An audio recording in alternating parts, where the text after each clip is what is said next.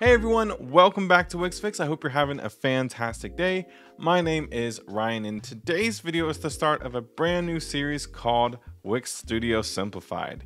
If you've been around on the channel for a while, you're already pretty familiar with Editor X Simplified, but if you didn't know, Wix just announced a brand new editor called Wix Studio that will be replacing Editor X within the next few months. So I figured we could start this series all over again with the brand new editor.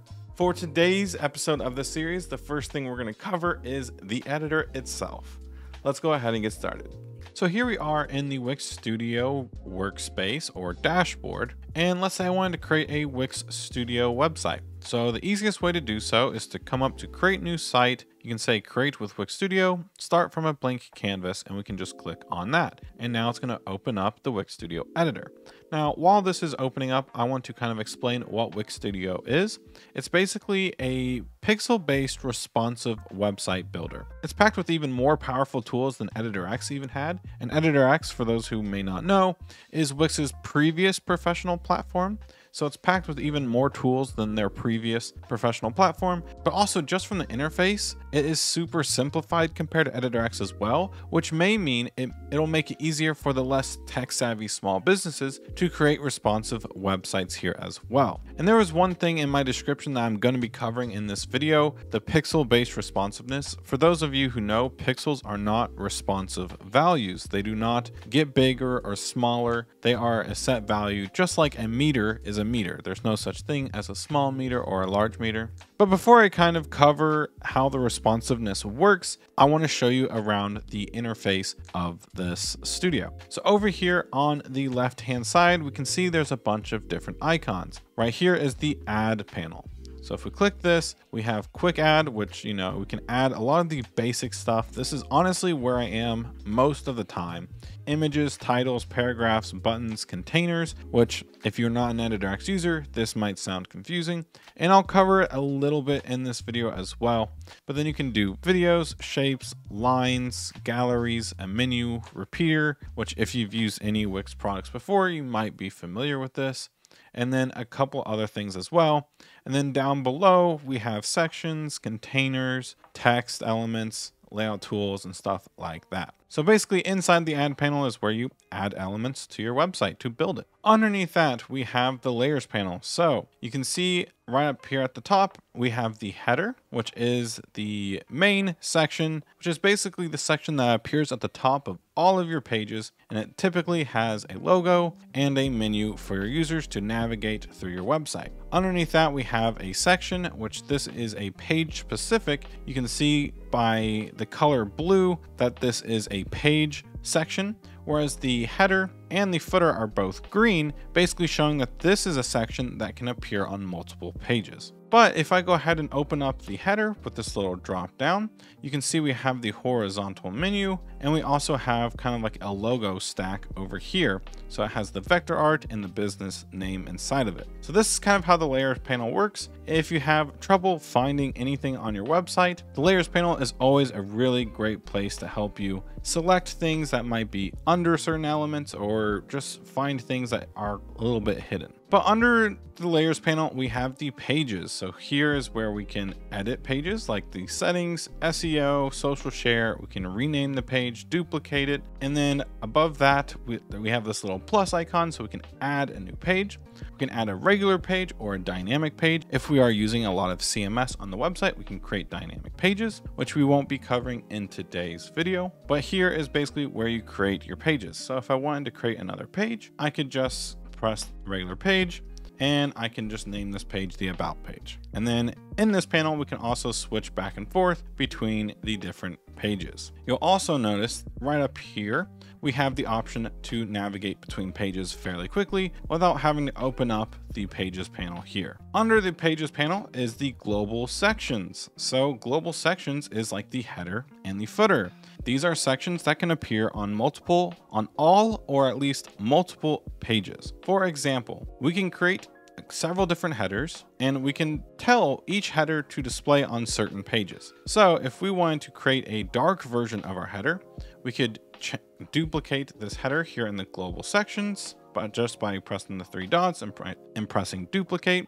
Then we could add a white logo, a white menu, and then change the background to black. And then if we come over to three dots and press add to, we can tell the dark header to show on certain pages, and then we could tell the white header, which is the default one, to show on the other pages. So that's one really cool thing about the global sections. But another thing I do want to mention is you can actually create sections. Like if I wanted to, I could right click on this section if I want to use this on multiple pages, and I can set this as a global section so I can use it on multiple pages. Now I don't want to cover global sections too much because I do plan to release a more in-depth tutorial at a later date, but that's kind of the general census of those. And if you've ever used Editor X, then they work exactly the same as Editor X. Below that, we have site styles, which basically are your site themes. Here's where you can change your fonts and change your colors for your website very easily. For colors, you can just say edit color range, put in a hex code, RGB or HSB, a little code, and then press apply, and it'll create a brand new color palette for you. For typography, you can just come in here, select a font, or even upload your own font, set the stylings for it, and then press apply. And anywhere on your website where a text element has the heading 1 theme applied to it, it'll automatically update that for you without you having to go through your entire website and manually changing it. Underneath that, we have the app marketplace where you can basically install different apps on your website. Below that, we have CMS, which again, I'm not really going to be covering too much here in today's video. However, I did just release a whole CMS little mini series here on the channel, and it works exactly the same here in Wix Studio as it did in that series. So I will have that linked in the description if you want to learn about what CMS is and how it can help your website. And then below that, we have the coding panel. So this is basically the dev mode of Wix Studio. We can just press start coding, and then we have the coding panels all over here on the left hand side. I actually really like that the coding panel is on the side versus the bottom like it was in Editor X and Wix Classic. I think it looks so much cleaner over here on the left hand side, and it's just easier to adjust your code, especially when you have a lot of it. Over here in the middle, similar to Editor X, we have breakpoint. So right now, by default, we are on the desktop breakpoint, but we can easily switch between tablet and mobile breakpoints. One thing I want to note is that everything cascades downwards, not upwards. So for example, if I just add this green container here on desktop and I come down to tablet and change the color to, let's say, blue, then on mobile, this little container will still be blue. However, if I go back up to desktop, it'll remain green. So any changes that you make for most elements, make sure you change them on desktop because it'll change it for all the other breakpoints down below it. Now, if you do make this mistake on accident where you wanted to change it blue, but on desktop it didn't do it, what you can do is come back to the breakpoint that you did it, press this three dots, and just click use on all breakpoints. So when you do that, you might see the desktop and the mobile kind of flash blue. And if I come back up to desktop, you'll notice that this one is now blue. But now let's go ahead and talk about the inspector panel. By default, it might look something like this, and you can just use this little arrow icon here to open the inspector panel. The inspector panel is typically split between design and interactions. Interactions is how you add really cool hover or click effects or scrolling effects, or even just have elements fade in when the user scrolls down to those parts. That's how you use interactions, but again, I'm not going to cover it too much in today's video. I really just want to focus here in the design tab. For the design tab, right here, we have the alignment tools. So we could easily just center an element just by clicking these, or we can align it to whatever we really want it to do. Underneath that, we have size. So we can set the width to maybe like 600 pixels. We can set the height to maybe 250 and completely change the size. Now, if you look down here, we see the responsive behavior is set to scale proportionately. And if we look at the size, it's 600 pixels with an asterisk and 200 pixels with an asterisk. Now, for those of you who are professionals that are used to working with pixels, you know that pixels are not responsive values. For example, an inch is an inch and a meter is a meter, right? There is no such thing as a small meter or a large meter. A meter is just a set width or set size. Same exact thing with pixels. However, the way that these pixels with an asterisk basically works is in the back end, Wix has made it so that this pixel grows and shrinks based on the size that we created for this editing size. For example, if I go ahead and click on this container, you'll notice that we set it to 600 to 250, and that is the size of this container on the editing size 1280. However, if I come over here to the editing size and I lower this down to 1000 pixels and I open up the inspector panel, you'll now see that the width is 469 to 196. So the size changes depending on whatever editing size you are on, and that's how it'll work with your users as well. But let's go ahead and bump the editing size back to 1280 just because it looks a little bit nicer. Now, one thing I will note is that we have different types of responsive behavior. For example, if I grab this text element here, you can see that there is a lot of extra space on the outside of this heading 3 text here. So if I come over to responsive behavior, I can set this to hug. And basically what that's going to do, it's basically going to set the box around the text to the max size of the content it is kind of hugging. However, we also have fixed here as well. So if I go ahead and resize the screen and make it really big, you'll notice that the text is not growing or getting smaller based on my screen size, and that's because I set the responsive behavior to fixed. However, if I switch this back to scaling proportionately, when I make the screen size smaller, the text gets smaller, and if I make it really big, the text also gets really big. Then for text elements, we also can set the theme. So kind of like how I was showing you the site themes over here for the font, we can easily set this theme right here to whatever we want, or we can create a custom font and custom size here as well. We can set the color, and then there's a bunch of different styling options for text as underneath that. Now, if I select this container, we have different design properties like the background color, we have border, corners, shadow, and we can even add custom CSS with code if we wanted to do that as well. Underneath that, we have layout, which this is a way for us to add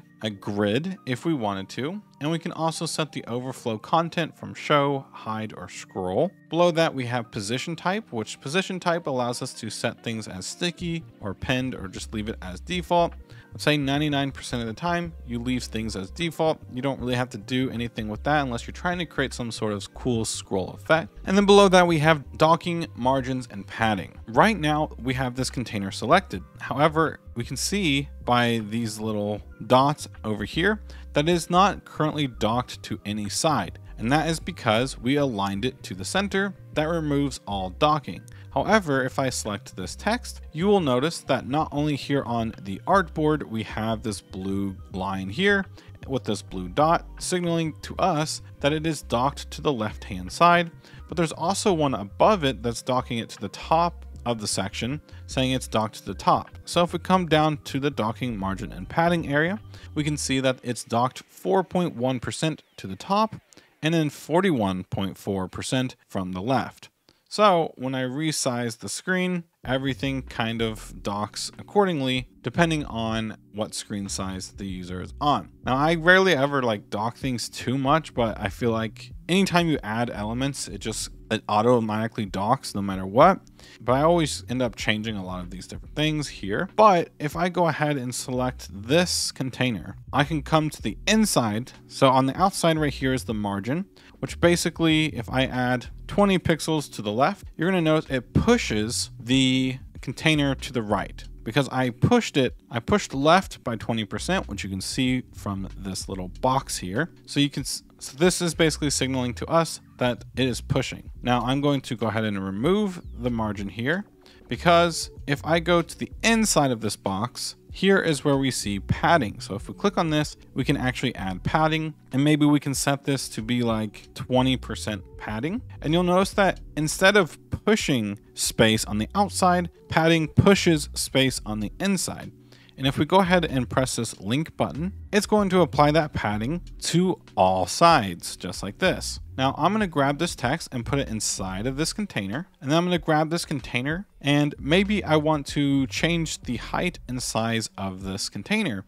However, I don't really have the same responsive properties for this type of element, and it's also kind of hard to control that here. So what I can do is come over to size, press advanced sizing, and now if you've ever used Editor X, this is probably the sizing properties that you're already pretty familiar with, but we can set the width to max content, something like this. And then we can go ahead and change the height manually to something like this. And then of course we can just remove the margin from this text and for some reason create something that looks like this. Now, what I will say is that this text was not set to hug still, so we need to kind of readjust that. But now I feel like you have a pretty good idea on the UI and the things that it's capable of. So now let's go ahead and try to build a very simple section. The first thing I want to do is add 2 columns to this section. So I want to have a left and a right hand side.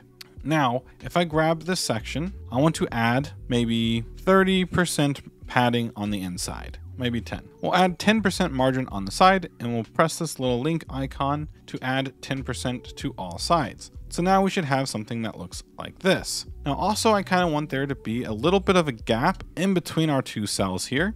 So maybe here we can add like a 5, almost like a 5% gap, which I'm using something called VW for the gap, and it's in this instance, it's basically the same as percentage. Now over here on the right hand side, let's just go ahead and add an image over here, and we can go ahead and stretch it. Now with the corners, I do like rounded edge corners for images, so we can go ahead and do that. And then over here on the right hand side, we can easily just add a couple text elements, like a heading text. We can add a paragraph, and maybe just for fun, we can also add a button. So right now this looks kind of crazy, but what I want to do is go ahead and grab these 3 elements and we'll stack them together. And stacks basically help us create groups of content that are going to be responsive together. So sometimes you might see things like overlap, like this heading text might overlap with this paragraph if we don't put them in a stack. Because the stack, you can see right here,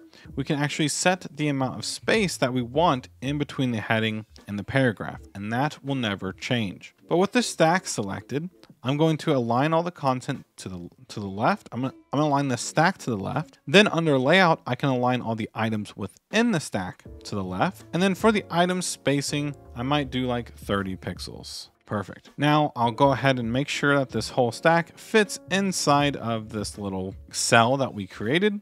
And then I'll make sure it is centered just like this. Now for the section itself, I do think that maybe 10% margin or padding might be a little too much. So I'm going to go ahead and lower this down to 5% instead of 10. And then for this cell, I think I do want it to be a little bit longer. So we can go ahead and just move this over something like this. And now we have a and actually I don't want this stack to be this long. So we'll go ahead and bring this in a little bit to something like this. And then we'll just have this stack be in the center of this section here. And now we have a very basic but very clean looking section. But the cool thing about Wix Studio is we don't have to come to each breakpoint and edit the design manually if we didn't want to. What we could do is actually use something called responsive AI. And basically what this is going to do is it's going to design the mobile version of the website without us really having to lift a finger. So there we go. Once responsive AI is done, it's basically going to enter a preview mode in which we can resize the screen and check all the way down to tablet and mobile breakpoints. And I think that looks pretty good. So once we're happy with the design, we can go ahead and press apply design. So now on desktop, it looks good, tablet, it looks good, and mobile, it looks good as well. Now I will say sometimes you might want to change things around here on mobile. So you can just grab both of these cells and press swap. And there you go. You got an easy way to edit the mobile version using the cells. One thing I will say is that responsive AI doesn't always do the best job. So you might have to come in and occasionally tweak things. But I do think it does a great job at giving us a very good starting point. So instead of having this text be left aligned here on mobile, maybe I want it to be centered. Just like that. So now if I come back up to desktop, it should still be left aligned, should still have both cells here left to right, and then on desktop it should look the same. So I think responsive AI is definitely a game changer in the Wix Studio editor. So there you go. We basically built a very simple section inside of Wix Studio using the few things that I taught you in this video. But that's basically gonna wrap it up for today's video. If you all did enjoy, please consider giving this video a like and subscribing to the channel for more Wix Studio content coming out really soon. Thank you all again, and I'll see you on the next one.